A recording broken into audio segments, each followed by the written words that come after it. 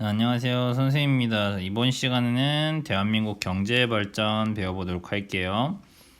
이제 근현대사의 거의 끝이라 볼 수 있겠죠. 자, 지금까지 주로 정치나 사회에 대한 거였다면 이번에는 우리나라 경제, 우리나라가 어떻게 이렇게 성장하게 되었는지를 한번 살펴볼 거예요. 우리나라는 일본의 식민지 지배를 받았고, 그 다음에 식민 지배가 끝나고 나서 우리나라는 일본의 식민지였고, 이 식민지에서 광복이 됐고, 그치? 광복이 됐지만 북한과 남한으로 결국 분단이 되어 버렸고요. 그쵸? 네. 그 다음에 이 분단 이후에 결국 6.25 전쟁까지 겪었단 말이에요. 그러니까 굉장히 우리나라는 가난한 나라였죠. 그쵸? 네. 엄청나게 가난한 나라였고, 다른 나라들이 도와주지 않으면 안 되는 나라였어요. 하지만 여러분이 살고 있는 지금의 한국은 엄청나게 경제적으로 발달한 나라가 되었죠. 그래서 수많은 다른 나라들이 어떻게 한국이 이렇게 짧은 기간에 성장할 수 있었느냐? 정말 이거는 기적과 같은 일이다. 그래서 뭐 한강이 기적이다. 뭐 이런 평가를 내리기도 했습니다. 불과 1950년, 지금부터 뭐 한 70년 전에는 다른 나라의 도움을 받던 나라에서 이렇게 우리나라가 그래도 한 세계 10위권에 드는 경제 대국으로 성장했어요. 거의 한 세계 10위 정도라고 보면 될 것 같아요. 이렇게 크게 성장할 수 있었던 그런 역사적인 이유도 한번 여러분이 알아보는 것도 굉장히 좋을 것 같습니다.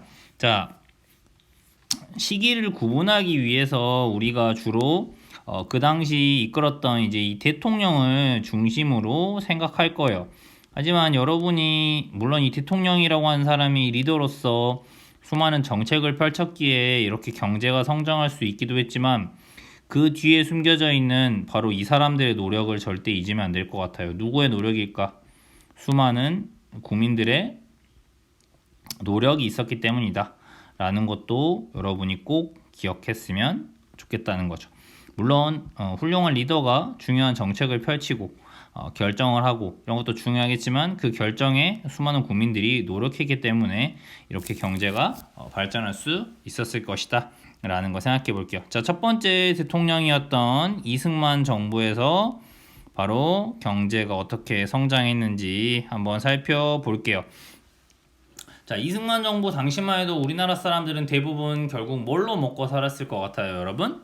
당연히 농사를 지어서 먹고 살았겠죠. 그러면 농사를 지어야 되면 결국 뭐가 필요합니까? 토지, 즉 땅이 필요하죠. 토지, 땅이 필요하단 말이에요. 근데 바로 조선이나 그다음 특히 식민 지배를 거치면서 이 토지들이 결국 소수의 지주들, 땅 주인들에게 너무 많이 있었다라는 것이죠. 결국 문제가 되었기 때문에 이승만 정부에서는 대한민국 정부를 세운 다음에 여기에서 바로 뭘 하게 되냐면 바로 땅을 사람들에게 나눠주는 이 농지 개혁이라고 하는 것을 하게 됩니다. 무슨 말인지 알겠죠? 바로 뭐에 의해서 당연히 그냥 할 수는 없고 우리나라의 기본이었던 제헌 헌법, 처음 만들었던 이 헌법에 의해서 이 농지개혁이라고 하는 걸 하게 돼요. 농지개혁은 그러면 쉽죠. 소수 지주에게 있던 땅을 이제 진짜 농사를 짓는 농부들에게 나누어 주게 되는 바로 이것이 농지개혁입니다. 이승만 정부의 농지개혁은 요 말을 기억해 주시면 돼요. 말 그대로 말 그대로 돈을 주고 구입을 하는 거예요. 누구한테 구입해야 돼? 지주들한테. 그 다음에 나누어 줄 때도 뭐겠어요? 분배. 그러니까 돈을 받고 돈을 받고 사고, 돈을 받고 나누어 준다. 이렇게 이해해 주시면 될 것 같아요. 무슨 말인지 알겠죠? 네. 방식은 외워줄 필요까지는 없을 것 같은데 그냥 들어만 놓으세요. 유상매입을 할 때의 원칙은 3정보, 그러니까 땅이 많은 사람들을 대상으로 했다라고 생각해 주시면 될 것 같고요. 정보가 얼마만큼인지 선생님 찾아봐야겠네요. 그 다음에 또는 이런 지가 증권을 주어서 그러니까 증서를 주는 거죠. 그러면서 땅을 사들였다 이렇게 보시면 되겠죠. 그러니까 땅이 많은 사람들한테 이렇게 돈 주고 땅을 매입을 한 거예요. 그 다음에 나누어 줄 때는 이제 1년 생산량의 150% 정도씩을 할 수 있게 땅을 나눠주고, 기준이란 게 있어야 되니까요. 마찬가지로 유상, 돈을 주고 분배하는 거니까 이 땅을 주고 나서 5년 동안 나누어서 내라. 이게 바로 5년 분할, 그 다음에 돈을 갚는다는 걸 상환 이런 말을 쓰거든요. 그래서 5년 동안 나누어서 갚아라 이렇게 이야기를 했다. 결국 식민지 상황에서 주로 지주의 땅을 빌려서 농사를 지었던 이 지주제라고 하는 것이 결국 없어지게 되었다. 그러니까 대부분의 농민들이 결국 자기 소유의 땅을 가지게 되는 이런 결과를 가져오게 되었다라는 것들을 볼 수 있겠어요. 그 다음 두 번째로는 이제 생각해보면 이승만 정부 때 바로 대한민국 최초의 국가가 만들어지면서 바로 일본이 남긴 이런 재산들이 있었겠죠. 일본인들의 재산이나 이런 거. 맞아요? 이런 것들을 전부 다 누가 가져갔겠어요? 바로 국가가 가져갔겠죠. 맞아요? 일본인이 남긴 재산들을 바로 국가에게 하는 이런 일들을 했겠죠. 물론 모든 것을 다 가져오진 못하고 친일파들이 몰래 숨기거나 이런 재산들도 꽤 있었을 거지만 말입니다. 그 다음에 이승만 정부 때 당연히 전쟁도 겪었고요. 해방된 지도 얼마 안 됐고 굉장히 대한민국 경제가 어려웠죠. 그러면 우리나라를 도와줬던 나라는 누가 있을까요? 바로 미국이 되겠죠. 그래서 이 당시를 도와주었다 해서 바로 원조 경제라고 이야기를 하는 겁니다. 원조 경제. 그럼 누가 도와줬을 것 같아요? 당연히 바로 6.25 전쟁 도와줬던 미국이 도와주었다 해서 원조 경제라고 부르는 겁니다. 미국은 그럼 어떤 것들을 주로 도와주냐면, 미국은 여러분이 세계에서 가장 강한 나라고, 뭐 휴대폰이나 애플, 뭐 컴퓨터, 뭐 그 다음에 첨단 IT 이런 것들이 굉장히 발달한 나라죠. 하지만 여러분이 지금도 그래요. 미국은 굉장히 발달된 농업 국가예요. 여러분이 먹는 옥수수, 밀가루 이런 것들 있잖아요. 오렌지 뭐 이런 거 다 미국에서 오는 것들 엄청 많거든요. 미국은 땅이 엄청 넓으니까요. 무슨 말인지 알겠죠? 그리고 미국은 땅이 넓어서 기계로 농사를 엄청 지어요. 그래서 그리고 미국 땅이라는 게 농사 짓기에 아주 적합한, 평야나 날씨가 적합하기 때문에 미국은 지금도 세계에서 아주 강한 농업 국가예요. 엄청나게 많은 양들을 생산을 합니다. 그래서 이 미국인들이 워낙 많이 농사가 지으니까 남는 농산물, 이걸 잉여 생산물이라 그래요. 잉여 농산물. 그러니까 남는 거야. 옥수수를 미국인들이 먹고도 남는 거야. 사탕수수, 설탕 이런 걸 만들고도 남는 거야. 미국인들이 다 못 먹어. 미국인들이 아무리 많이 먹어도 설탕만 매일 먹을 수는 없잖아요.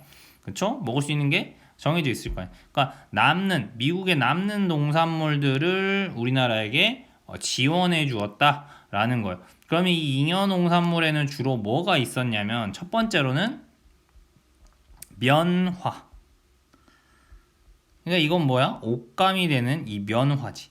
왜? 우리나라는 한국전쟁 겪고 나서 입을 옷이나 이런 게 많이 없었을 거 아니에요. 반면에 미국은 그런 면이 많이 남았단 말이야. 그러니까 남은 거니까 우리나라한테 주는 거지. 맞아? 자신들이 팔아도 어차피 한국은 돈이 없잖아. 돈이 안 돼. 그러니까 그냥 너네 가져. 어차피 남는 거야.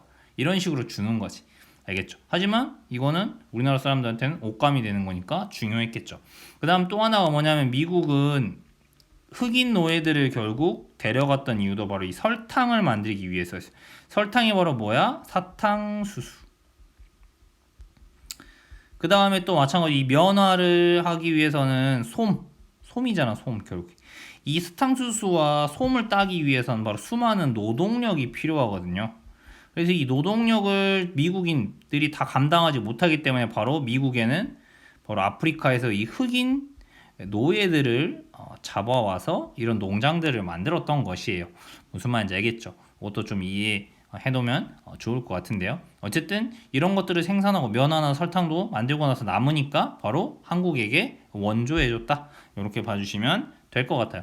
또 그 다음에 우리가 먹는 라면의 재료가 뭐예요? 빵. 바로 밀가루죠. 이런 것들도 미국에서는 아주 대량 생산이 되기 때문에 한국에게 지원해 줬다라는 겁니다. 이 세 가지의 공통점, 색깔이 무슨 색이죠? 하얀색이죠. 그래서 우리가 이때 바로 뭐라고 부르냐면 삼백산업이 발달했다 라는 것이죠. 삼백산업이 굉장히 발달했다 라고 생각해 주시면 되겠어요. 면도 하얀색, 설탕도 하얀색, 밀가루도 하얀색이라 삼백산업. 즉 결국 우리나라에서 발달한 산업이 결국 이 미국인들이 지원해 준 걸 바탕으로 발달했다. 그거 아세요 여러분? 뭐 CJ, 제일제당, 그치? 그다음 삼성, 뭐 지금의 대기업들 중에서도 요런 이 면화나 설탕, 밀가루로 초반에 돈을 많이 벌었던 그런 기업들이 꽤 많습니다. 지금 우리나라의 유명 기업들도 이제 이런 미국의 원조 면화나 설탕이나 밀가루를 다시 우리나라에서 팔면서 성장하게 되는 요런 바탕이 되었다라는 것을 생각해 주면 될 것 같습니다. 무슨 말인지 알겠죠? 그러니까 주로 미국에서부터 이런 걸 들여와야 되기 때문에 한국 당연히 이런 곳이 발달하겠죠. 부산이라든지 인천이라든지 그곳에서 재료를 들여와서 그곳에서 가공해 가지고 파는 곳이니까. 그래서 뭐 인천에 가면은 뭐 설탕 이런 거를 이제 다시 설탕 가루로 만드는 그런 공장이 있어요. 그런 것들 보면 왜 거기 있는지 역사적으로 한 번쯤은 생각해 볼 수 있죠. 밀가루, 우리나라는 전통적으로 쌀을 먹었는데 밀가루 맛있잖아요. 라면, 면 이런 거, 그치? 이거 거의 다 대부분 뭐 미국산 이런 밀가루가 아직도 많단 말이지, 그치? 이런 것들 원조 경제에서 온 것이다 라는 것이죠. 자, 근데 이렇게 계속 돼서는 대한민국 경제가 발달하기가 어렵겠죠. 스스로의 뭔가 산업을 만들고 기술력을 갖고 그렇게 해야지 돈을 벌겠죠. 먹는 거나 이런 것만 해서는 발달하기 어렵잖아요. 지금 우리나라 농사 짓는 사람이 아무도 없잖아요. 맞아요. 근데 이승만 정부 당시만 해도 대부분의 국민은 바로 뭘 했다? 농사를 지었다. 알겠죠? 자, 그러면 이제 우리나라 경제가 이제 변해가기 시작하는데 가장 많이 변화를 이끌었던 시절은 바로 이 박정희 정부 때입니다. 자, 이 박정희 정부 때 바로 경제가 굉장히 많이 성장하게 되고 그 바탕이 되기도 한다. 그런 무슨 이유 때문일까? 박정희는 바로 군인 출신이었고 본인이 계속 독재를 해나갔죠. 그러면 그 독재의 반대 세력에 대해서 본인이 정치적으로 더 높은 득표를 얻고 높은 인기를 계속 유지하려면 바로 국민들을 더 잘 먹고 잘 살게 하겠다라는 것에 굉장히 집중을 했기 때문에 박정희 정부 때 경제를 위한 여러 가지 정책을 펼치게 되는 것입니다. 그래서 박정희 정부 때 세웠던 건 아니고 박정희 정부 이전 장면 총리, 장면 정부에서 계획은 세워놨던 것이지만 그 계획을 실천하지 못하고 결국 박정희가 쿠데타를 일으키죠. 그래서 장면 정부 때 세워놨던 계획을 박정희 정부가 실천하게 되는 계획들이 있는데 그게 바로 1차, 2차 경제개발 계획을 세워요. 그래서 이 경제개발 계획을 제1차, 2차 경제개발 5년 단위로 이렇게 5개년 계획이라는 걸 세웁니다. 그래서 이렇게 5년 단위로 경제를 쫙쫙쫙쫙 발달시키겠다. 이런 생각을 하는 것이죠. 무슨 말인지 알겠죠? 그래서 경제개발을 시키기 위해서 이제 어떤 것들을 하는 것이냐라는 것들을 여러분이 흐름 속에서 봐둘 필요가 있어요. 그래서 1962년부터 1차, 2차는 1971년까지다 라고 봐주시면 되겠죠. 자, 농사는 큰 돈을 벌 수가 없다. 그러면 이제 주로 어떤 산업으로 공장 체제로 나가야 되는 거죠. 왜 농사는 우리보다 훨씬 땅이 많은데도 많고 결국 이 농사를 지어서는 안 된다. 즉 공장을 세우고 이런 공업 국가로 나가야 돈을 더 벌 수 있다. 이것이 당연한 거죠. 세계 선진국이나 이런 나라들도 공업 국가들인 거니까. 맞아요. 왜냐하면 우리나라 땅이 농사를 지어서 엄청나게 많은 경제적 이득을 얻기에는 땅이 좁고 산이 많잖아요. 그다음에 뭐 날씨도 봄, 여름, 가을, 겨울이 있고 그렇기 때문에 공업 국가로 나가기 위한 노력이죠. 첫 번째, 당연히 많은 기술이 없어요. 그러면 여기서 쓸 수 있는 공업 방식은 바로 경공업입니다. 경공업은 말 그대로 공업은 공업인데 가벼운 공업이라고 생각하면 돼요. 가벼운 공업. 이 가벼운 공업이라고 하는 건 필수적으로 뭐가 많이 필요하냐면 바로 노동력이 많이 필수해요. 노동력이 많이 필요해. 그러면 노동력이 많이 필요한 경공업의 대표적인 거는 가발을 만든다든지, 머리 자른 거, 진짜 머리를 가지고 한 땀 한 땀 가발을 만드는 거야. 이런 거. 그다음 뭐 만들면 돼? 신발. 맞아? 신발 이런 거 하나하나 손으로 꿰매는 거잖아. 이런 것들. 그 다음에 옷 만드는 거, 섬유. 이런 것들이 대표적인 경공업이야. 생각해봐. 굉장히 많은 노동력이 필요한 거지. 맞아? 그걸 바로 경공업이라고 부르는 것이에요. 무슨 말인지 알겠죠? 그러면 이 노동력이 많이 필요하게 되잖아요. 그럼 결국 노동력은 누구야? 사람이 일을 해야 되는 거잖아. 사람이 노동을 해야 되는 얘기잖아. 그럼 노동을 시켜야 되는데 다른 나라에다 결국 뭐 해야 돼? 만들어가지고 우리가 싣는 게 아니라 팔아야 되는 거야. 팔아야 돼. 이걸 팔기 위해서는 어떻게 하는 거야? 결국 이 사람들한테 돈을 조금 줘. 저임금 정책을 쓰는 거지. 왜? 우리나라가 신발도 처음 만들어 봤어. 예를 들면. 근데 가격이 비싸면 다른 나라가 사주겠어? 안 사주지. 그러니까 가격을 낮추기 위해서, 근데 가격을 낮추는데 신발을 들여와가지고 만드는 원자재, 원재료의 값은 내 맘대로 못 하잖아. 우리나라에서 재료도 못 만드니까. 재료를 다른 나라 사와. 재료 값은 내 맘대로 바꿀 수가 없잖아. 근데 사람의 노동력, 일하는 값은 자기들이 낮출 수가 있잖아. 예를 들면 너 1시간 일하면 300원만 받아. 너 말고도 일할 사람 많아. 이런 식이지. 그래서 저임금 정책을 펼치게 된다. 그 다음에 마찬가지로 먹을 거. 곡식도 저고가 정책을 펴는 거지. 왜? 돈을 조금 받고 사람이 일하려면 먹을 것도 싸야 되는 거잖아. 그러니까 이 농사를 짓는 농부들한테도 제대로 된 곡식값을 주지 않는 것이지. 이렇게 하면서 결국 정부가 주도해서 주로 이렇게 만든 것들을 수출을 한다. 그러니까 수출은 다른 나라에 파는 거지. 그치? 이 정도는 알고 있지. 수입이 사오는 거고. 그러면서 돈을 벌려고 하는 것이죠. 네. 그다음 마찬가지로 이런 공장을 만들려면 결국 자금이 필요해. 돈이 필요하다 이 말이죠. 맞아요. 네. 그렇기 때문에 결국 돈을 가져오기 위해서 한일 수교를 맺었다. 근데 이 한일 수교를 맺고 굉장히 많이 비판받았다고 말했죠. 왜? 일본에게 굴욕적인 외교다라는 비판을 받은 이유가 일본의 정식적인 사과나 이런 것도 받지 않고 독립 축하금이라고 돈을 받고, 저 일본이 자기 잘못 인정하지 않은 거예요.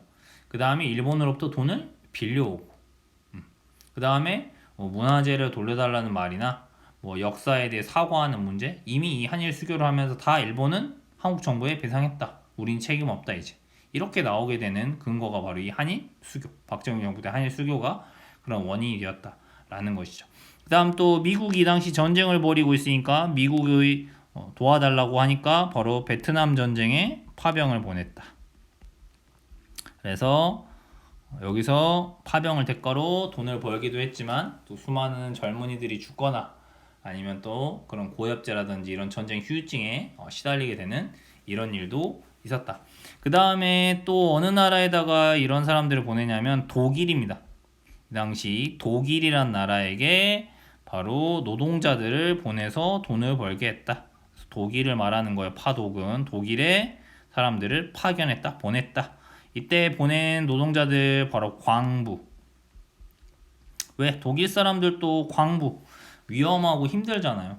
광부, 광산에서 일을 안 하려고 하니까 바로 한국인들이 가서 독일인들 석탄 캐는 일을 한 거지. 되게 위험하고 힘든 일이잖아요. 하지만 경제 발전을 위해 돈을 벌기 위해서 독일까지 가서 그렇게 일을 했던 것이죠. 그 다음 또 독일에도 늘어나는 노인들이나 이런 사람을 간호할 이 간호사, 이런 사람들이 독일에 가서 일을 하면서 외화를 벌어오거나 이렇게 했다는 거 생각해 주시면 되겠죠. 이 내용들이 보면은 우리 그 영화 국제시장이라는 영화를 본 적 있을 거예요. 거기에 보면 잘 나와 있죠. 맞아요. 이렇게 봐주시면 되겠습니다. 자, 그 다음에 바로 제3차, 4차 이제 경제개발도 마찬가지로 추진을 하게 됩니다. 3차 경제개발 5개년 계획. 자, 그럼 첫 번째로는 이제 경공업을 했으니까 두 번째로 이제 뭘 하고 싶을 것 같아요, 여러분?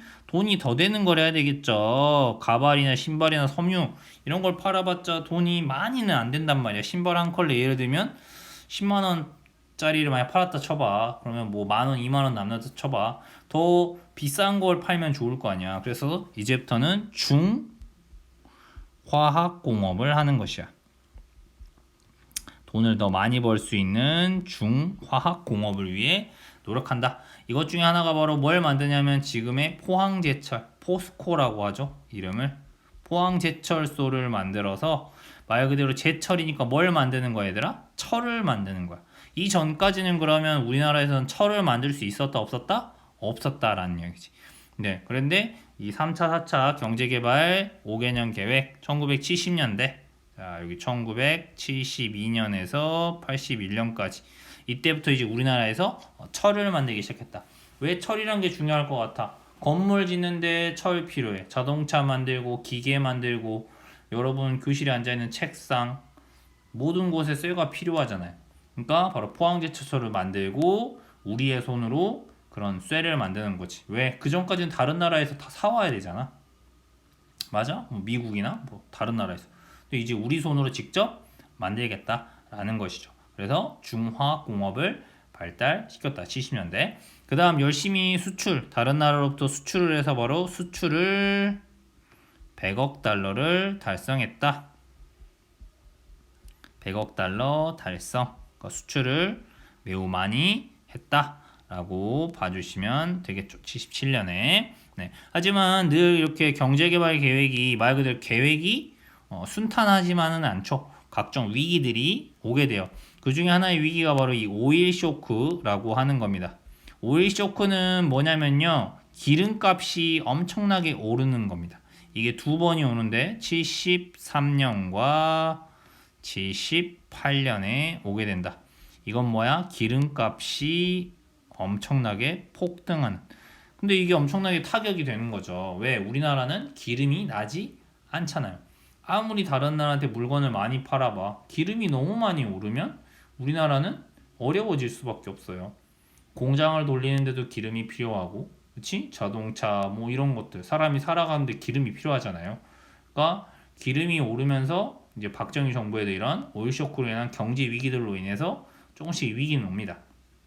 하지만 어쨌든 이렇게 경제를 발전시키기 위한 여러 가지 계획들을 이렇게 세워서 실천했다.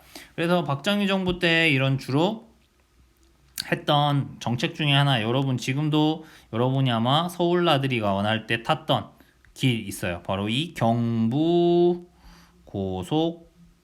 고속국도. 이게 지금의 경부 고속도로를 말하는 거예요. 여러분도 다 타고 다닐 겁니다. 그치? 경부는 서울과 부산을 잇는 고속도로. 왜? 경제개발을 하려면 자동차나 이런 것들이 빨리빨리 왔다 갔다 해야 되니까 박정희 정부 때 경부고속도로를 만들었다. 그 다음에 농촌들을 아주 새 것으로 만들기 위한 새마을 운동을 벌였다. 물론 이 새마을 운동이 뭐 바꿔보자, 농촌도 바꿔보자 이런 얘기고 농촌을 뭐 현대화하자 뭐 이런 이야기긴 한데 또 한편으로는 이 새마을 운동이 좀 농촌의 문화라든지 이런 것들을 많이 파괴한 그런 측면도 조금은 있다고 생각해요. 이거는 이제 뭐 생각하기에 따라 다르고 어떻게 평가하느냐에 따라 다른 것 같아요. 특히 이런 근현대의 역사는요. 선생님은 물론 박정희 대통령 때 태어나진 않았지만 이 인물에 대해서 다양하게 평가하는 사람들이 많고, 그러니까 우리가 세종대왕을 어떻게 평가한다 해서 막 갑자기 막 앞에서 막 교실에서 싸우진 않잖아요. 옛날 사람이니까. 물론 뭐 세종대왕도 왕이었으니까 뭐 찾아보면 뭐 비판할 점이 있을 수도 있잖아. 신인 인물은 아니니까. 근데 그런 건 이제 뭐 이야기하다가 뭐 싸우진 않는데 박정희 대통령이나 이런 인물들은 조금 더 최근의 인물이기 때문에 평가에서 항상 여러 가지 모습을 가지고 있어요. 그래서 뭐 선생님이 딱 그렇다, 뭐 선생님이 다 맞다는 것도 아니고, 선생님이 뭐 다 틀린 것도 아니겠지만, 그래서 선생님의 말이 뭐 무조건 다 맞다 이건 아니고 선생님의 개인적인 의견이 들어 있을 때도 있어요. 그렇기 때문에 뭐 여러분이 뭐 부모님이나 할아버지한테 물론 이런 이야기를 여러분이 알아야지 뭐 할아버지나 아버지의 생각도 한 번쯤 배워보고 들어보고 또 여러분의 생각도 말할 수 있고 이런 게 건전한 거지 않을까? 이게 우리가 전 시간에 배웠던 민주화. 민주화가 결국 뭐라고 생각해요? 나의 의견이나 너의 의견이나 자유롭게 말할 수 있고 또 서로의 의견 잘못됐을 수 있어요. 비판할 수 있고 잘못되었다면 서로 인정할 수 있고 그런 거라고 생각하기 때문에 여러분도 새마을 운동 더 찾아보시고 한 번쯤 고민해보고 이런 것도 좋은 것 같아요. 무슨 말인지 알겠죠? 모르면 검색해보면 요즘엔 자료가 너무 많잖아요. 알겠죠? 네, 그 다음 또 여기서 한 명의 인물은 꼭 기억했으면 좋겠어요. 박정희 정부에서 결국 주요 정책은 수출이었어요. 여기 보면 나오죠. 이렇게 수출. 수출을 하기 위해서는 우리나라에서 물건을 만들어 다른 나라에 팔아야 된다. 결국 다른 나라의 물건을 팔기 위해서는 싼 가격을 유지할 수밖에 없었다라는 거지. 맞아? 다른 나라 물건도 많은데 다른 나라가 왜 우리나라 물건을 사주겠어요? 결국 가격이 낮아야 된단 말이에요. 그렇기 위해서 바로 이 저임금이나 저고가 정책을 펴면서 바로 수많은 노동자들의 인권이 탄압되었다라는 거죠. 그래서 이 1970년대, 60년대, 70년대 살았던 노동자들의 이야기를 보면 막 청계천 그런 공장에서 일을 하는데 이런 섬유 공장에서 일하는 여자 노동자들이나 남자 노동자들을 보면 대부분의 여자 노동자들은 뭐 15살, 뭐 17살, 18살 즉 지금으로 따지면 중학생이나 고등학생 정도 나이밖에 안 돼요. 그런 학생들이 학교를 못 다니고 이 60년, 70년대에는 그런 공장에서 일했다는 거고 그 공장이 허리 하나 펴기도 힘든 지금으로 말하면 여러분 교실 앉아있는 교실을 절반으로 쪼갠 높이에 구부리고 들어가서 하루 종일 옷감을 꿰매는 이런 일들을 하면서 외화를 벌었다라는 거죠. 그러면 이 친구들이 어떻게 어느 정도로 일을 하냐면 아침 9시에 출근하면 뭐 밤 11시, 10시가 퇴근 시간이에요. 그리고 밥 먹는 시간은 뭐 30분. 하루에 사람이 12시간, 14시간씩 일하는 거야. 그리고 이때는 토요일 안 쉬어. 일요일만 하루 쉴까 말까야. 그것도 일이 바쁘면 일요일도 일을 시켜. 정말 너무너무 힘들었겠죠. 하루 12시간, 14시간 어떻게 일해요. 그쵸? 9시부터 여러분 밤 10시까지 일한다고 생각해 보세요. 굉장히 이런 열악한 환경. 그리고 그렇게 열심히 일했으면 돈이라도 많이 주면 모르겠는데 돈도 너무너무 조금 줘서 정말 먹고 살기도 힘들고 그치? 그런 상황에서 이런 수출 위주 정책을 펼쳤다. 결국 이런 열악한 노동자들의 현실에 결국 문제 제기를 한 사람이 있었다. 굉장히 낮은 임금과 열악한 노동 환경에서 장시간 노동에 시달리는 오랜 시간 동안 노동에 시달리는 이런 노동자들의 근무 환경을 바꾸어 달라. 그리고 근로자들을 위한 근로기준법을 지켜달라라고 하면서 희생을 한 사람이 있으니 그 사람이 바로 전태일이라고 하는 청년이에요. 이 전태일이라고 하는 청년이 결국 분신, 자신의 몸에 불을 질러서 사망하는 그런 사건입니다. 전태일이 노동자들을 위한 노동조합을 만들려고 했는데 각종 방식으로 이 노동조합을 탄압하고 그다음에 전태일을 막 자기들끼리 블랙리스트에 넣어서 고용하지 않고 결국 이런 현실을 바꿔버려. 전태일이 막 박정희 대통령한테 편지도 많이 써요. 이런 노동자들이 현실이고 각하 제발 바꿔 주십시오. 하지만 그런 뜻이 잘 전달되지 않고 전태일은 결국 자신의 희생으로 세상을 바꿔야겠다라고 생각하고 휘발유를 자신의 몸에 붓고 자신의 몸에 불을 지르는 분신을 하게 됩니다. 결국 당연히 전태일은 이제 사망했고 이 일을 계기로 바로 이 노동자들을 위한 법이 좀 더 지켜지게 되는 근로기준법이라고 하는 이 법이 사람들이 더 관심을 가지게 되고 노동자들의 현실 이런 것들을 개선하기 위해서 노력하게 되는 사건이 바로 이 전태일의 분신 사건이다. 이렇게 봐주시면 될 것 같아요. 자, 이렇게 해서 우리 이승만 대통령부터 박정희 대통령까지 봤어요. 그쵸? 네. 여기까지 해서 이제 중화공업까지 이렇게 발달을 했고요. 이제 전두환 정부 보도록 하겠습니다. 한 번에 갈게요. 조금 힘들긴 하지만 끊고 가는 게 더 힘들 것 같네요. 자, 그 다음 이제 전두환 정부입니다. 자, 이렇게 이승만 정부, 박정희 정부, 국민들과 수많은 사람들이 노력한 덕분에 대한민국 경제가 바로 가장 두드러지게 발전하고 꽃피웠던 시절이 바로 이 전두환 정부 시절이에요. 전두환 정부 시절에 이 전두환 정부에서 경제적인 호황, 가장 좋은 시기를 맞이했던 이유가 있습니다. 그 이유가 바로 삼저호황이라고 불러요. 아주 운이 좋은 타이밍이 왔다는 거죠. 이게 바로 1986년에서 88년까지 대한민국 경제가 급성장을 하게 됩니다. 여기서의 3저는 첫 번째로는 저금리. 저금리라고 하는 것은 은행에서 돈을 빌리고 이자가 낮다는 걸 의미해.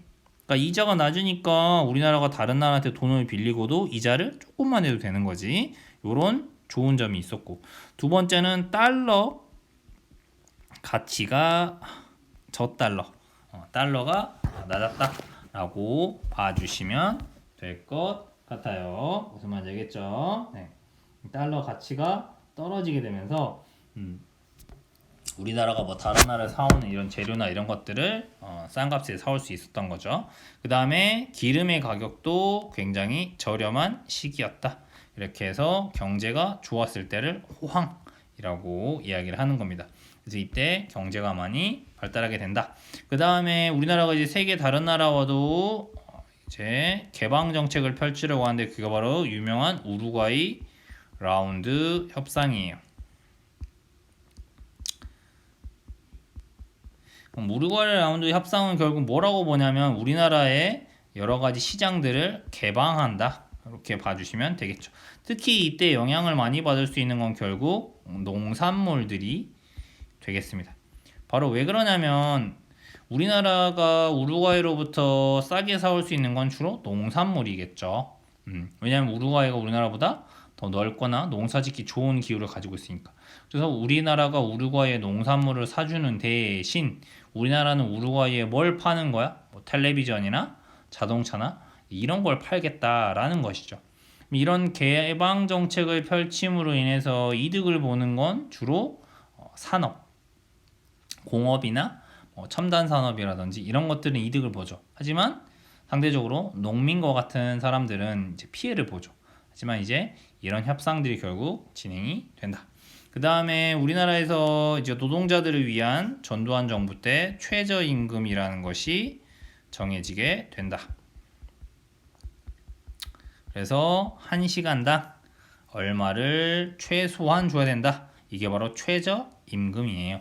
그렇죠. 한 사람이 1시간 일하면 옛날에는 그냥 주고 싶은 사람, 그러니까 사장님이 마음대로 주는 거죠. 그게 아니라 이제 최소한은 얼마를 줘야 된다. 그게 바로 최저임금이 되겠습니다. 무슨 말인지 알겠죠? 네. 그 다음 노태우 정부 때는 이제 이런 전두환 정부의 정책들이라든지 이런 것들이 계속 이어지게 되고요. 그 다음 정부인 이제 이 김영삼 정부를 보면 김영삼 정부는 경제에서 몇 개 기억할 게 우리 역사 때도 배웠지만 금융 실명제, 그치? 뭐라고 했지? 금융거래, 돈 거래를 할 때 자기 이름으로 해야 된다. 알겠죠? 이걸 김영삼 대통령이 대통령의 권한으로 긴급 명령으로 그냥 반대를 무릅쓰고 실시해버려요. 무슨 말인지 알겠죠? 이것은 잘한 거겠죠? 그 다음에 세계 경제개발기구 OECD라는 기구에 가입하게 된다. 이 OECD에 가입하려면 결국 우리나라가 약간은 선진국의 대열에 왔다. 이런 걸 인정받아야만 이게 가입할 수 있는 단체거든요. 그래서 선진국 대열에 가입했다. 마찬가지로 이런 우루과이 라운드 협상이 결국 김영삼 정부 때 통과되었다. 개방 정책을 실시했다. 하지만 다 좋아 보였던 대한민국 결국 문제가 벌어지고 마는데 그게 바로 경제 위기, IMF 사태가 터지고 만다. 바로 1997년에 터져버리게 됩니다. 바로 다른 나라에 돈을 갚지 못하는 달러가 부족해지는 외환 위기라고도 하는 거예요. 우리나라가 다른 나라에 빌렸던 돈을 갚지 못하게 되면서 외환 위기를 맞게 된다 라고 생각해 주시면 되겠습니다.